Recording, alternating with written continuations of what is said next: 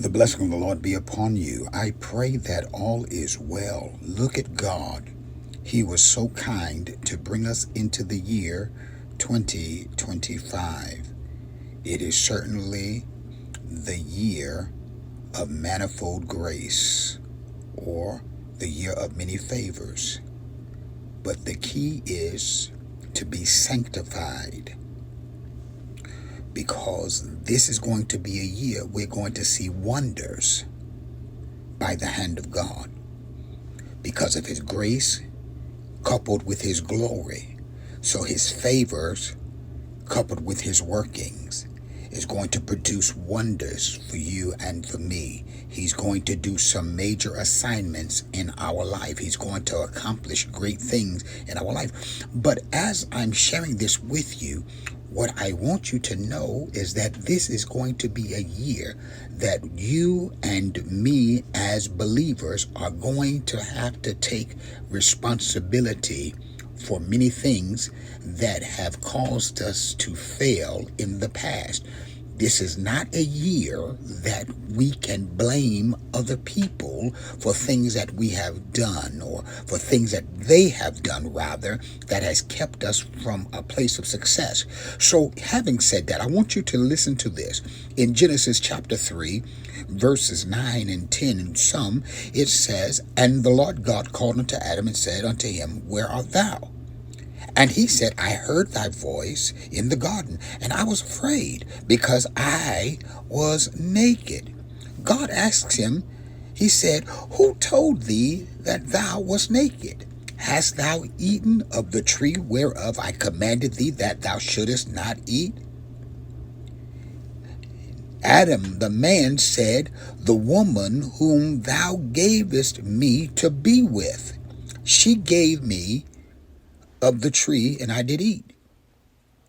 Notice he didn't answer God, but he shifted the blame to God and said it was the woman that he gave.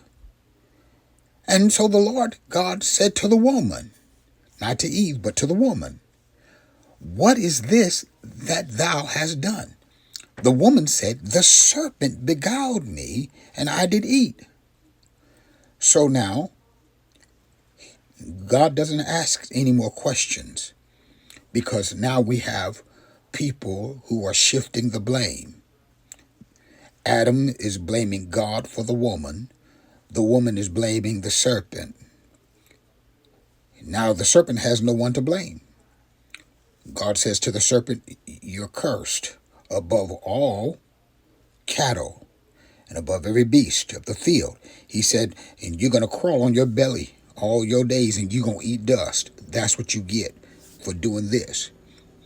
Then he talks to the woman. He says, "And I'm going to put enmity between thy seed and the seed of the woman. And it shall bruise thy head, and thou shalt bruise his heel." Watch this. And said to the woman, "I will greatly multiply thy sorrow in thy conception. In sorrow thou shalt bring forth children, and thy desire shall be to thy husband. He shall rule over thee." He says to Adam, "Because thou hast hearkened to the voice of thy wife, and hast eaten of the tree of which I commanded thee, saying, Thou shalt not eat of it, cursed is the ground for thy sake. In sorrow shalt thou eat of it all the days of thy life." Hear me. What God is really saying is that I want you to take responsibility for your part. I want you to be accountable for what you have done.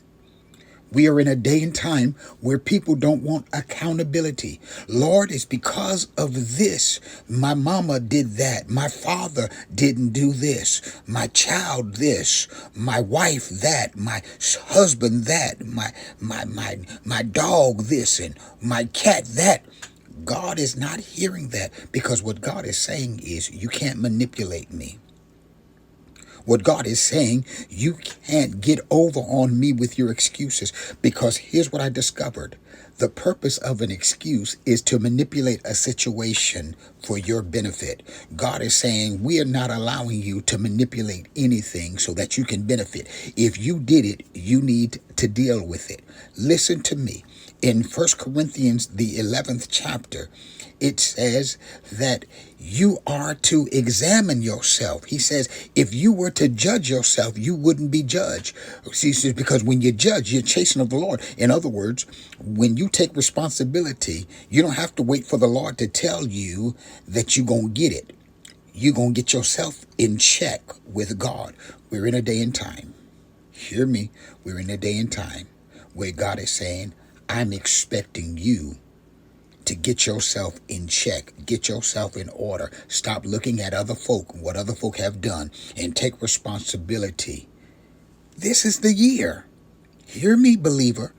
My beloved son, daughter, spiritual people of God, covenant partners, whoever you may be, hear me. This is a year that you have to take responsibility for what you have done.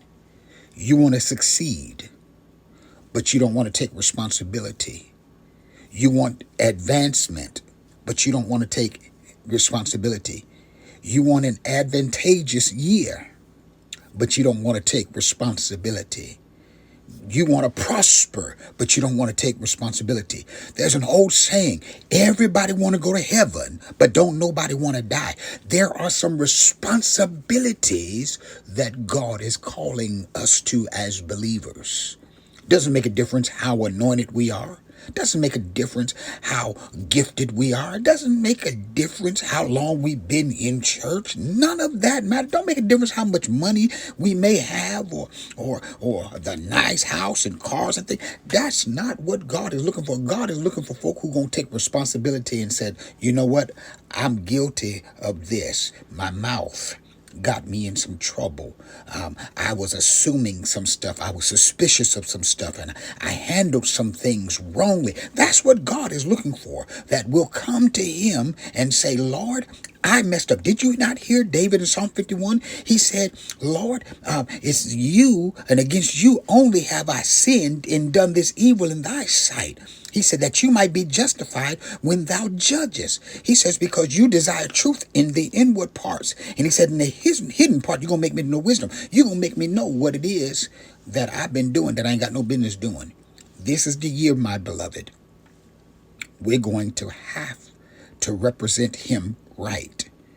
And the way to represent him right is to take responsibility for our wrong. Let me say that again. The way to represent him right is to take responsibility for our wrong. You can't blame why your marriage didn't work on somebody else when you haven't done your part. You can't blame the failure of your business on the efforts of someone else when it's your business. If you want to be right with God and represent him right, you have to take responsibility for your wrongs. Responsibility for your efforts. My beloved, I'm Apostle Dr. Irvin A. Whitlow Jr., and I just wanted to share something with you concerning the year that we are now in. Don't blame God. Don't point the finger at anyone else. Take responsibility for all of your efforts.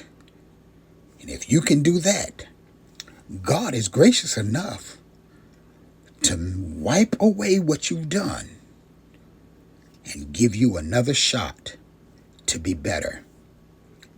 I pray that you go with God and know that he will, and he will go with you. Until next time, shalom.